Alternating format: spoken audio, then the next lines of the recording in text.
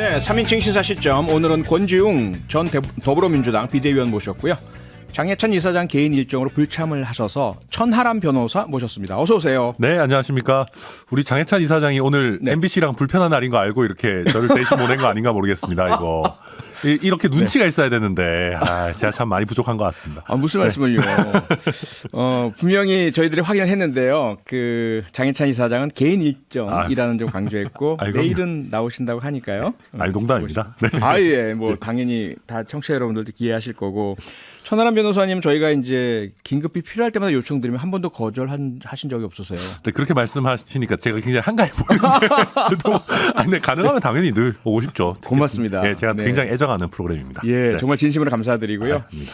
예, 권지웅 비대위원 변함없이 나오셔서 감사드리고요. 네, 반갑습니다. 네. 불러주셔서 감사하죠. 예, 자 그럼 우선 천하람 변호사께서 가져오신 뉴스부터 들어볼까요? 어떤 뉴스 가져오셨습니까? 네, 오늘은 이제 이재명 대표의 최측근 정진상 실장이 구속됐고 이제 그 이유는 어떻게 될 것인가 요 뉴스를 한번 뽑아봤습니다. 네, 사실 저희가 지난 금요일이죠. 그 양지열 변호사하고 이 건 관련해서 인터뷰를 했었거든요. 네. 영장 실질 심사 한참 진행되던 중이었는데 양지열 변호사가 아무래도 구속 영장 발부가 될 것 같다.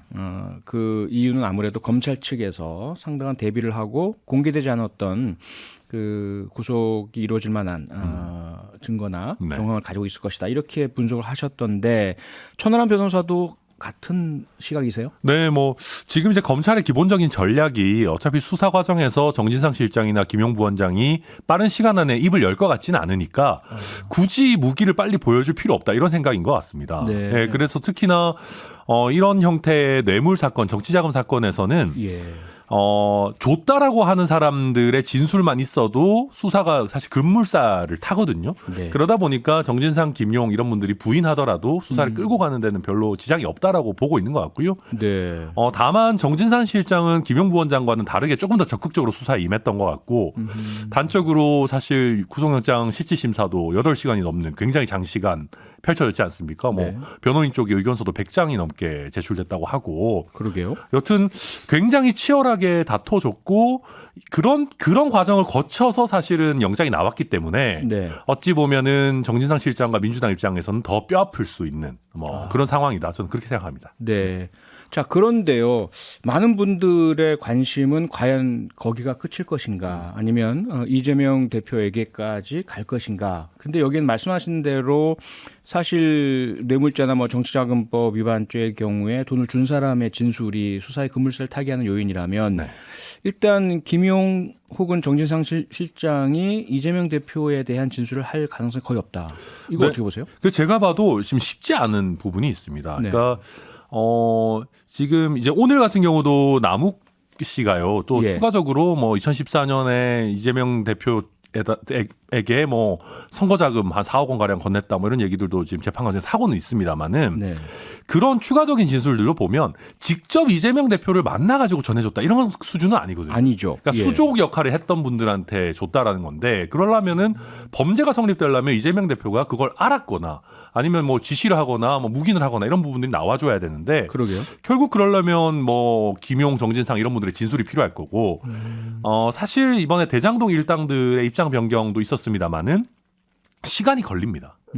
그래서 저는 김용, 정진상 이런 분들의 진술이 뭐 실체가 있다면 물론 전제입니다만 바뀌는데도 좀 시간이 필요하다. 왜냐하면은 이재명 대표가 정치적으로 제기하는 게 거의 불가능하다라고 생각이 돼야지 김용이나 정진상이나 이런 분들도 이걸 굳이 우리가 다 안고 갈 필요가 있을까 이런 생각이 들게 되거든요. 그래서 네. 앞으로의 전개는 사법적인 부분도 사법적인 부분이지만 이재명 대표의 정치적인 영향력 여기에도 굉장히 많이 달려있다. 저는 그렇게 전망합니다. 네. 그런데 권중 전 비대위원님 민주당 시각은 여전히 이건 사실 실체가 없는 검찰의 무리한 야당 탄압이다 이런 입장인 거죠. 어떻게 보세요? 일단 뭐 탄압까지는 아니더라도 네. 방금 천하람 변호사님과 앵커께서 나누신 것은 좀 많이 나갔다 싶어요. 그러니까 물론 이제 지금 단계에서는 예. 검찰이 나름의 근거를 가지고 주장하고 있는 것이지만 이것이 그리고 이제 법원에 의해 영장이 발부됐기 때문에 일부 그 혐의에 대한 힘이 실린 건 분명하지만 지금 단계에서 그것이 사실이라고 말할 수는 없습니다. 게다가 이제 네. 정진상 실장의 변호인이 나와서 이제 한 말을 보면 예.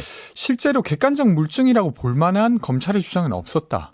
물론 이제 재판 과정에 그 영장 실질심사에서 나오지 않은 것을 제출할 수도 있지만 네. 우선 이제 영장을 심사할 때는 그런 내용은 없었다는 거예요. 예. 그러면서 이제 언론을 통해서 이제 알려진 것 중에 하나는 정진상 실장이 노트북에 OS를 바꿨다. 그래서 증거인멸 우려가 있지 않냐, 혹은 아니면 성남에 있는 집에 잘 안 가더라. 그래서 예. 도방의 우려가 있지 않냐라고 해서 이제 영장이 발부된 어떤 배경을 설명하고 있는데 사실 정진상 실장 같은 사람이 도망 다닐 거라고 예측하기는 저는 어렵다고 생각해요. 근데 아까 그 두 가지 이유 때문에 구속영장을 청구했다고 하면 그것 자체가 지금 혐의를 확정한 것은 아니기 때문에 예. 저는 좀 더 지켜봐야 될 거라고 생각됩니다. 네. 예, 근데 다만 이제 조금만 바로잡자면은 예. 공천 의원도 오늘 잘 말씀하셨던데 예. 저희가 구속영장 발부 요건이 엔드 요건입니다. 무슨 얘기냐면 범죄의 혐의가 어느 정도 소명되고 엔드 증거인멸 또는 이제 도주 우려가 있어야 되는데 예. 사실 영장에는 증거인멸 또는 도주 우려만 쓰더라도 그 앞에 이제 소명이 이제 전제가 되는 거거든요. 그러니까 이게 검찰이랑 변호인 쪽에서 8시간 가까이 치열하게 다투는 거고. 네. 그래서 이게 뭐 단순히 증거인멸만 있는 거지 소명이 전혀 없었다. 이거는 사실은 조금 안 맞고 다만 말씀하신 것처럼 이게 뭐 확정된 건 아니니까요. 그렇죠. 예, 대신에 이제 법원에서 영장이 정진상, 김용 두 사람한테 다 나왔다라고 하면은 민주당에서도 이제는 조금 레토릭을 좀 줄일 필요가 있는 게 검찰의 조작 수사다 막 이런 얘기는 이제는 조금 설득력을 많이 잃었다. 조금 더 차분하게 지켜보는 자세가 필요하지 않나 생각합니다. 네.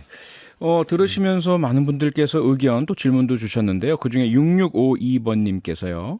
민주당에서는 김건희 여사 수사와 비교해서 검찰의 균형이 안 맞는다. 이렇게 계속 불만을 제기하는데 장예찬님 대신 나온 천하람 변호사 생각이 궁금합니다. 어떻게 생각하세요? 형평성 문제입니다. 어떻게 생각하세요? 네, 이게 두 가지의 관점이 있습니다. 일단 예. 첫 번째는 저도 변호사니까 범죄를 저지른 사람이 할 말 없을 때 나오는 대사입니다. 전형적으로. 아, 왜 그래요? 나만 가지고 그래? 어허. 저쪽은 안 건들고 왜 나만 가지고 그래? 근데 사실 그 얘기 나오는 순간 좀 예. 약간 지는 거거든요. 내가 죄가 있다라는 걸 조금 인정하고 들어가는 느낌이 있어서 그런 네. 거가 하나 있고 예. 두 번째는 근데 요거는 저희 그 국민의힘 진영에서 잘 새겨 들어야 되는 부분인 게 네. 윤석열 대통령의 공정이라는 거는 남보다 나한테 엄격하지 않으면 사실 성립하기 어렵습니다. 그렇죠. 저는 그래서 김건희 여사 수사 관련해 가지고 무슨 뭐 서면 조사로 가름하고 이런 거는 되게 안 좋은 선택이었다고 보고요. 다만 윤석열 정부 이제 출범 이전에도 꽤 장기간 수사가 됐었기 때문에 예. 뭐 최근에 소환 조사가 없었다고 해서 무조건 부실 수사다라고 단정하는 것도 좀 아니지 않나 뭐 그 정도로 생각합니다. 네. 이렇게 나눠서 이야기를 해 주셨어요. 어떻게 보세요? 권지웅 전 비대위원님은? 일단은 뭐 이제 민주당 역시 민주당의 구성원을 수사하면 안 된다 이렇게 주장한 바는 없습니다. 네. 그 검찰의 수사 과정에서 민주당사를 좀 무리스럽게 들어온다던가. 그러니까 김용 부원장의 경우에도 사실은 민주당사에 재직한 지 얼마 되지도 않았는데 거기에 억지로 사실은 야당의 당사 그러니까 중앙당사를 직접 들어와서 물건을 들고 나간 건 처음 있는 일이었죠. 네. 그래서 그런 일을 하면서 이제 이렇게 갈등이 격화된 것이었고요. 근데 반대로 사실은 검찰의 어떤 수사가 힘을 얻기 위해서는 저는 김건희 여사와 관련된 부분 그리고 박영수 특검의 딸 같은 경우에도 연봉이 7천만 원이었는데 11억을 대여 받아요. 물론 지금 대여라고 주장하시는 거지만 그냥 정황으로 보기에는 주고 안 받을 생각을 하지 않았나 뭐 이런 생각도 들 만큼 큰 돈이고 네. 그리고 아파트를 분양받으면서 한 7억에서 8억 정도 이익을 본 바 있습니다. 그런 것들은 사실 피사실 공포가 되는 게 바람직하진 않지만 그와 관련돼서는 전혀 언급이 없어요. 네. 그러니까 그런 것들을 봤을 때 사실은 검찰을 이 과정에서 믿을 수 있어야 되는데 예. 검찰이라고 하는 조직이 신뢰를 잃어버리는 건 국가 전체로도 손실이 아닌가 싶습니다. 네. 어떻게 보세요? 민주당에서도 왜 우리 이렇게 수사 많이 하냐가 아니라 하려면 모든 범죄 혐의에 대해서 같이 다 수사를 해야 될 텐데 야당에 대해서만 이렇게 집중적으로 하는 것 그러다 보니까 어떤 인식도 정치적으로 편향되지 않느냐는 인식도 형성되는 거 아니냐 이 부분은 어떻게 보세요? 네, 그런 부분 저희도 유념해야 되는 부분이고요. 네. 저도 그 오시버 클럽이라고 소위 말하는 이런 분들에 대한 수사 엄격하게 돼야 된다 생각합니다. 뭐 예. 곽상도 의원 쪽은 이미 어느 정도 진척이 많이 됐는데 박영수 특검 쪽은 아직 그렇게 많이 나간 것 같지는 않아요. 그래서 이런 쪽 저도 열심히 따져봐야 된다 생각하고요. 네. 다만 이게 이제 이재명 대표와 관련된 수사가 이제 많은 국민들께서 보시기에는 이재명 대표랑 관련된 거니까 너무 파는 거 아니야? 이렇게 보실 수도 있는데 예. 또 어떤 측면에서 보면은 이게 약간 본류긴 본류입니다. 이게 대장동과 관련한 일당들이 어떻게 계획을 짜서 뭐 행정 권력과 손을 잡고 터무니없는 많은 이익을 얻어서 그걸 어떻게 분배하기로 했다. 대장동과 관련한 영화를 만든다 그러면 이게 메인 어떤 시놉시스거든요. 아하. 그러다 보니까 이런 쪽의 수사가 좀 집중되는 게 자연스러운 면도 있다. 뭐 그 말씀드리겠습니다. 알겠습니다.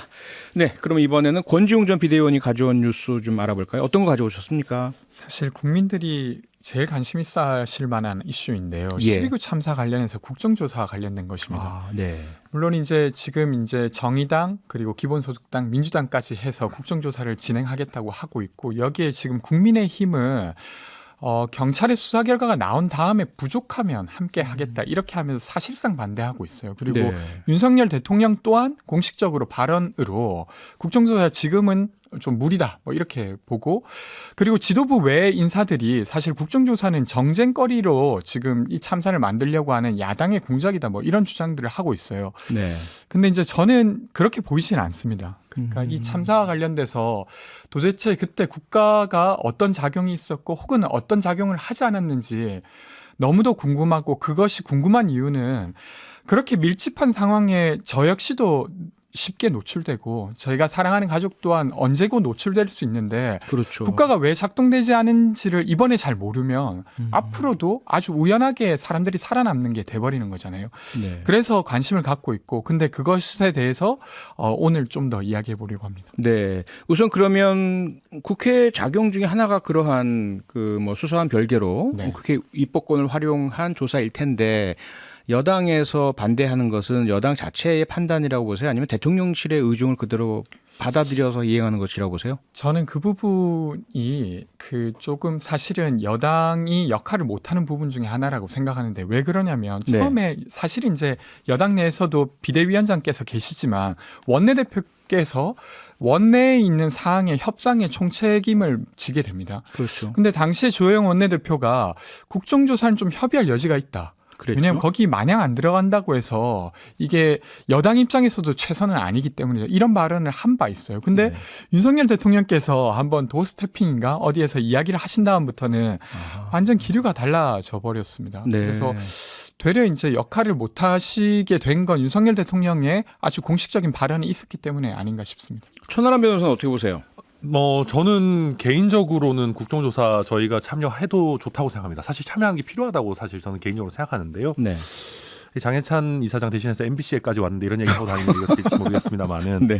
농담이고요. 예. 근데 이제 저희 당에서는 일부 그렇게 생각할 수도 있을 것 같습니다. 어느 정도 초동 수사가 되고 이제 팩트가 나온 상황에서 그걸 가지고 이제 정책적인 대안을 또 찾고 안 그러면 또 그냥 불러놓고 호통만 치고 맨날 언론에서 나왔던 얘기 되풀이만 하고 이렇게 되지 않겠냐 하는 우려는 그럴 수 있다고 생각합니다. 네. 근데 설령 그렇게 되더라도 저는 국회가 스스로 가지고 있는 국정조사 권한을 쓰는 게 일반 평범한 일이 아닌가라는. 국회 역할을 있잖아요. 그럼요. 국회가 그래서 역량이 부족해서 국민들이 보시기에 좀 그저 그런 모습 보여준다면 그게 현실이니까. 그러니까요. 네, 저도 그래서 이걸 마냥 이렇게 안 할 이유가 있나라는 생각이고 예. 또 저희가 여당이지만은 입법부라는 게 결국 행정부를 견제하는 건 아니겠습니까? 그렇죠. 오히려 이렇게 많은 국민들이 희생당하고 이런 곳에 있어서는 저희가 또 엄격하게 또 책임을 따져 묻고 하는 부분도 필요하거든요. 실제로 저희끼리 투기 구성해가지고 용산구청 가가지고 호통치고 그러거든요. 근데 그런 부분들이 더 필요. 필요하지 않나라는 생각이 드는데 네. 근데 지금 이제 저희 당에서는 그런 두 가지인 것 같습니다. 첫째로는 뭐 대통령실에서 나온 메시지도 있고 두 번째는 지금 이재명 대표와 관련해서 뭐 국민들의 관심도 높고 대장동 일당들이 막 이렇게 얘기도 하고 수사가 급진전되고 있는데 여기서 굳이 우리가 포커스를 국정조사로 가져올 필요가 있냐. 그런 면에서 이게 약간 이재명 대표 방탄용 아니냐 이런 생각들을 좀 가지고 계신 것 같아요. 네. 권중전 비디오님, 뭐 계속 저 이야기가 많이 나오지만 수사는 법적인 책임, 특히 형사적 책임이 있는 사안에만 이제 수사가 이루어지지 않습니까? 근데 국정조사에서는 다양한 형태의 원인도 규명하고 재발 방지책도 마련하게 될 텐데 최근에 특히 국회에서 나온 이야기가 두 가지가 많은 관심을 끌어요. 하나는 초기부터 일부 나오긴 했지만 마약 단속에 집중됐던 할로윈 대비 네. 그것이 결국 이 사태에 어떤 형태로든 기여하지 않았느냐.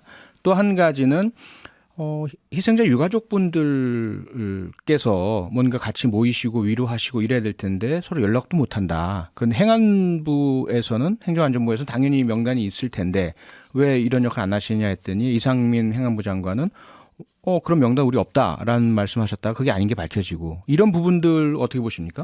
그렇죠. 사실은 그 이제 경찰의 특수본 자체를 신뢰하지 못해서가 아니라 예. 이 사안이 워낙 큰 사안입니다. 그러니까 어떤 국가의 작용이라고 하는 건 단지 어떤 한 팀이 들여다봐서 다 알 수 있는 게 아니지 않습니까? 그렇죠. 그러니까 이상민 장관은 그 유가족들의 명단이 없다고 말했지만 실제로 행안부는 유가족분들의 지방세를 감면해주는 행위를 했습니다. 그럼 명단이 그랬다면서요? 있다는 것이죠. 예. 근데 이것이 특수본을 통해서 밝혀진 게 아니라 어쨌든 언론을 통해서 알려졌어요. 예. 그러니까 언론도 이 사안의 실체적 진실을 알기 위해서 노력하고 있고 성과를 내고 있는 거죠. 네. 마찬가지로 국정조사도 그런 역할을 하게 될 거라는 것입니다. 그래서 이제 국정조사가 일부 부족한 면이 있으면 또 언론이 채우거나 네. 아니면 특수본이 채우는 방식으로 이것이 진행돼야 된다고 생각을 하고요. 저는 근데 그 최근에 이제 윤석열 대통령이 발언을 한번 하면 여당이 마비되는 것 같아요. 아하.